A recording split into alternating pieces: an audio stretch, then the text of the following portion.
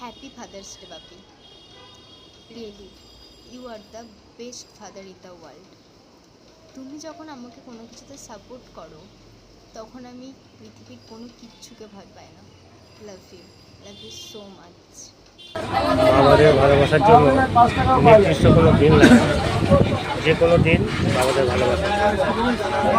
যাই হোক, তুমি জীবনে অনেক বড় হোক, এটাই আমার এটা আমি চাই। হ্যাঁ বাবা, তুমি একদম ঠিক বলেছো। ইনফ্যাক্ট আমিও ওটা বিশ্বাস করি যে ভালোবাসার জন্য কোনো নির্দিষ্ট দিন হয় না, প্রতিটা দিন ভালোবাসার দিন। কিন্তু বাবা, তুমি একটা কথা ভেবে দেখো তো, আমরা তো বাড়িতে রোজ পুজো করি, কালী পুজো করি, দুর্গা পুজো করি, লক্ষ্মী পুজো করি, কিন্তু তা সত্ত্বেও আমরা বছরের একটা নির্দিষ্ট সময় কেন বড় করে দুর্গা পুজো করি, বড় করে কালী পুজো করি, দীপাবলি পালন করি?